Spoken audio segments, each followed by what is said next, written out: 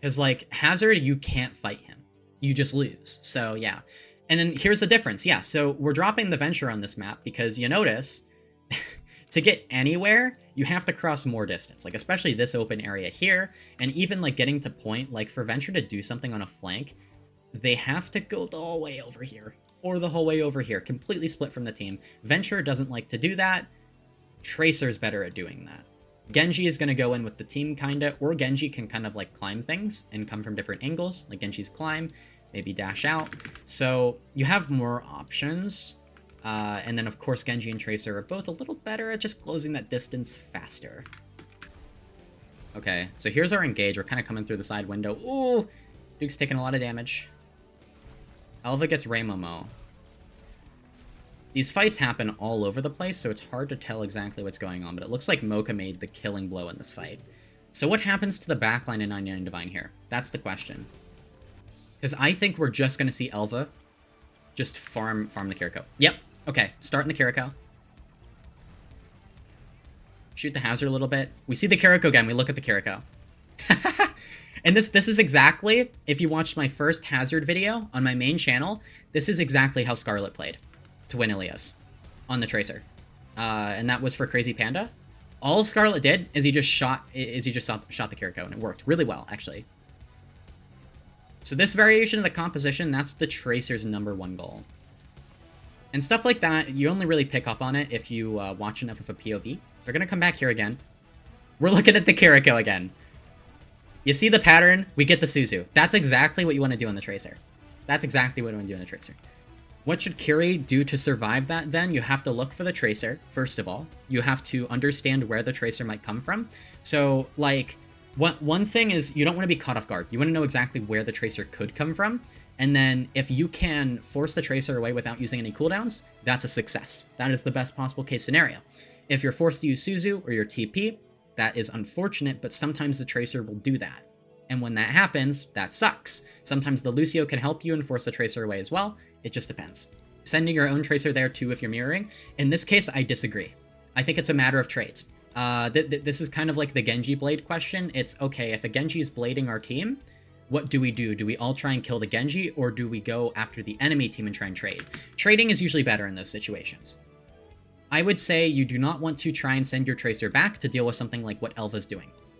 Soggy, what Soggy should do is try and get the Suzu out of Lavender, or force cooldowns out of Lavender. Then both Kirikos don't have cooldowns, right? And especially in a meta with aggression like this, it's better if you focus on trading, in my opinion. And from what I've seen, teams kind of agree overall. There are times when teams play more defensively, but I think it's generally better to focus on that trading aspect. So here, what are we going to do? Okay, so it looks like Soggy is actually looking at Elva, but this might present a problem, because Soggy might have his own cooldowns forced by Mocha in just a second. You can see, oh, that sucks. So, and Lavender is kind of going uncontested. You see Intark's on top of Lavender. Now, it seems like the goal from 99 Divine is to kill Mocha, it is definitely to kill the Hazard. Is that the right decision? Now, if Mocha dies, it works. If Mocha doesn't die, that could be a problem. Elva, looking for Rey Momo. So Mocha does die. This could work. This approach could work. He forces Suzu again.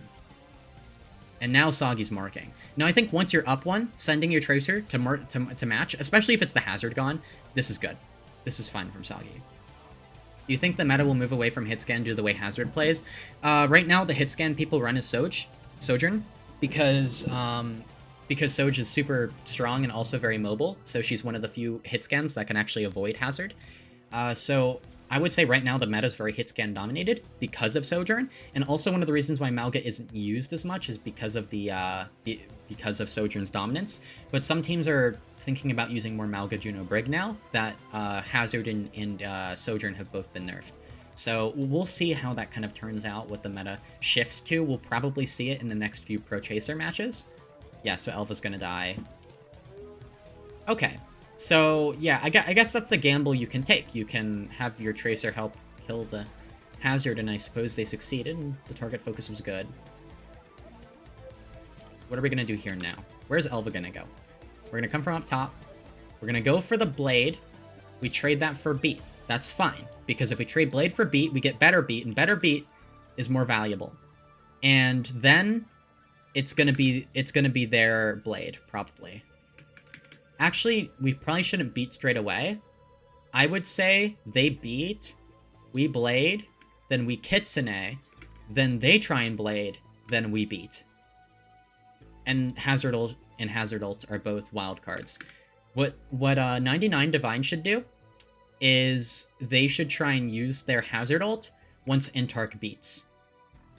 So it should be Ace forces the beat with a blade, and then Wreck uses the Hazard Ult against the beat, because it's one of the best ways to deal with a beat when your opponent has advantage. That's how 99 went. Okay, so Kitsune, like I expected. Mocha's going to use this early, and Wreck is going to use it early. Wreck is going to use it against the Kitsune, but that works. That's the other option, by the way. You can use it against Kitsune. Intark didn't have beat yet. Alright. I honestly thought that Lavender would have had the Suzu. I'm surprised that Lavender didn't. I feel like that the Hazard Ultimate shouldn't have gotten value. What happened to the Suzu is the question now. What happened to Lavender Suzu?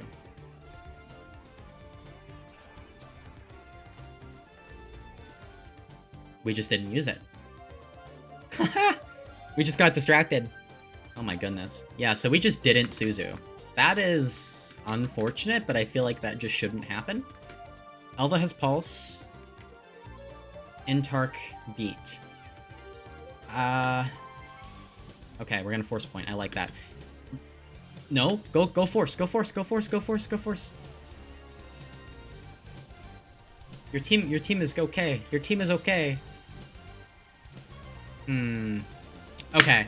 I feel like Elva trying to, like, help with the Kitsune was useless. I think Elva should go straight point, start forcing it. That forces Soggy away from the fight. Soggy's gonna match. Your team is gonna be fine because Intark has beat, and then you can use your Pulse late fight. I disagree with the decision-making from Elva there. Okay, we have a Pulse. We're gonna have to go... What was Paley doing over there? That was, like, really weird positioning, but it's fine. We can't reach their Kiriko just yet, but we're looking for it. You see, now we're on top of the Kiriko. Good timing with the Hazard and the Tracer hit. I think specifically that was the timing from Mocha, to be honest, because it's not really Elva's job to call that. It's Mocha, and I think Mocha just saw Elva was close. Kitsune. That is an insane Pulse, actually. So, Pulse priority is very important, right? And one of the easiest people to hit a Pulse on in this comp is Lucio, and hitting a Pulse on Lucio is very hard.